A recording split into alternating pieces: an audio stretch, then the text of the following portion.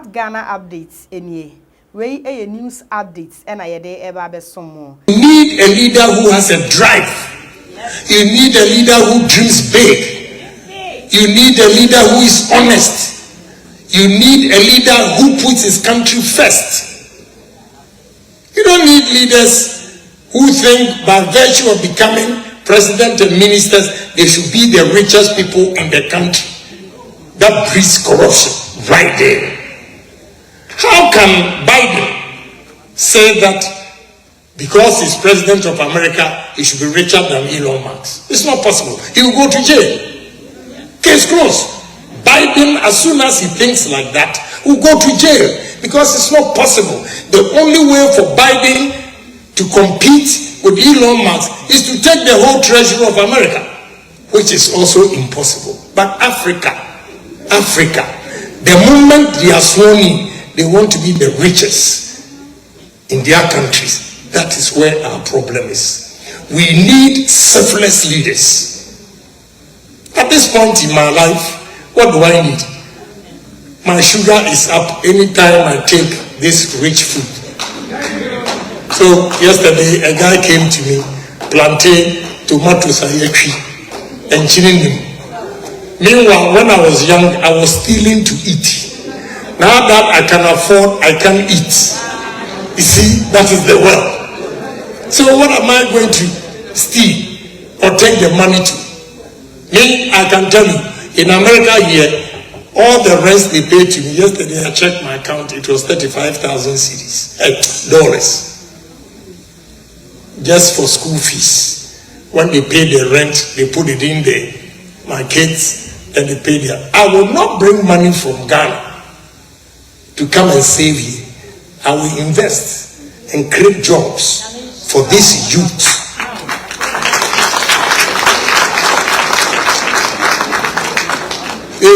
You have others who are taking monies, buying houses everywhere.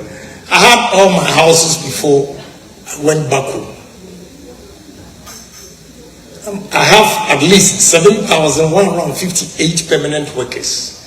And my dream is to become president by 2024. I should have 12,000 permanent workers.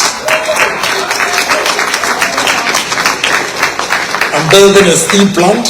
And the steel plant takes 1,000 Ghanaians. The biggest coal store in Africa is 31,000 tons. For me, I'm also going to employ 250. I have a paint factory that is also coming up. I don't need Ghana's money. I just want to make a difference in society so that when I die, just as a lady told me, I will come to Ghana and vote for you. When you hear my death, you say that this is a man who changed Ghana. You will fly just to come to my funeral. Yeah. That is all I need in life. I don't need money. My salary as president, I will set a presidential scholarship and give it to the needy students to go to school. That is all I will do. And I've calculated it. I'll strike an average of 100,000 cedis a month for president. In 12 months, I'll make 1.2 million. 1.2 million, every child from one constituency. At least one child from one constituency, 275. It means one child will get 4,333. And that will save him and let him go to school. Whilst meanwhile, I don't need the 100,000. From 100,000, at the end of the month, my kitchen staff, I pay them more than 100,000. But the child, that brilliant child, who doesn't have help, can benefit from that money. That is all I need to do.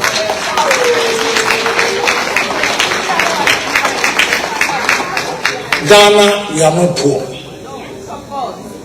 Because from B all the way to the north, Pusiga and Paga, the land is so flat, mechanized farming, not this agrarian style. And whatever I'm telling you, I walk the talk. If you don't believe it, let's go to Ghana. I'll buy you a ticket. Any doubting Thomas, I'll take you to Atebubuamantin to go and see. But if it's your village, then you know what I'm talking about. Myself and my partner, we acquired 125,000 acres of land. We've cleared 15,000 acres cassava. We built a plant. We have employed 960 people from Atebubuamantin. So, when you look at this land, and somebody lives in the north and calls himself poor, how? We need to change our style of agriculture. We need to improve it, mechanized ones. I was there a week or two ago. Shea butter, apparently they don't grow it. It comes by itself naturally. And they don't know what to do with shea butter. I'm going to build a plant there. And we are going to block all those white people that come to take the shea butter away and sell it back to us. We have to sell it to them.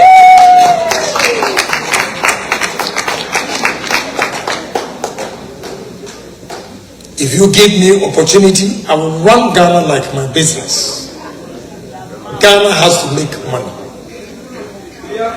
Every business will want profit so that it can survive. Therefore, Ghana, we have to run it like a business. It is important. If not,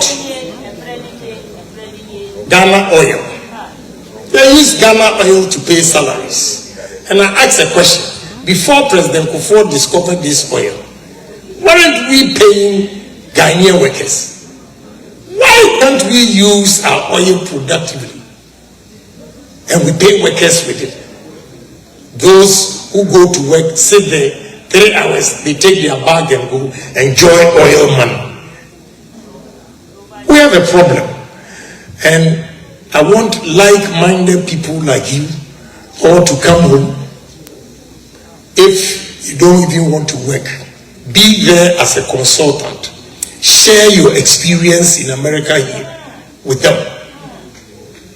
I, as a leader, will give you the opportunity.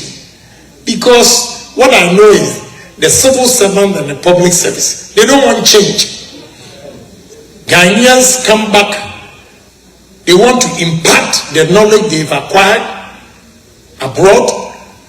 But the citizens over there do not give them chance, and they get frustrated. They come back, and you see Ghanaians elsewhere holding key positions in various countries. But in our own country, when they come, they are not given the opportunity. We must change that. We must change it. The only country that they prefer foreign businesses to Ghanaian businesses. See these two gentlemen sitting there. I'm sorry, I have to tell the truth. Because your experience should be given to others also to learn. They have a beautiful hospital and hotel. And meanwhile, they sit here, they work hard and take money here to go and pay the workers. Taking care of the hospital, managing the hospital, and managing the hotel. How? Where does the money go? Every manager wants to steal from you to go and establish his own. We are naturally bombarded. I will tell you the truth. If because of that you are not going to vote for me, so be it. I will tell you the truth. We are naturally bombarded. That is why you see foreigners have taken over our country. Ghanaian workers, we are like slaves. Slaves in the sense that when you go to Palace, when you go to Merco, the low income jobs is what our citizens are doing. It is because of our mindset. When Ken Agyapong set up a business, all they do is, Ken Agyapong in Korea. They will steal from me. They will steal from me. By the time you realize he has set up his own business and yours is collapsed. In fact, they've done that to the foreigners too. So what they are doing now is that when a Lebanese establishes business, he goes to Lebanon, no matter how much it will cost him, even if it's an expensive labor force, they will bring them to Ghana to man the businesses for them. So when you go to Palace, for instance, you will see all the key positions are being held by the Lebanese. Then the Ghanaians are standing there. They will follow you. Are you dumb? Are you dumb? You don't like your own. Our managerial has broken completely. We need to build it again. That is why you have to come home and also help. But I was advising my two young men here that if you don't have time, don't establish business and leave it for your mother in Ghana. If you don't have time, don't establish business and give it to your uncle. If you don't have time, don't establish business and give it to your brother. It won't work. And I know most of you here are witnesses to what I'm saying. You send money home. You send money home for them to build a house for you.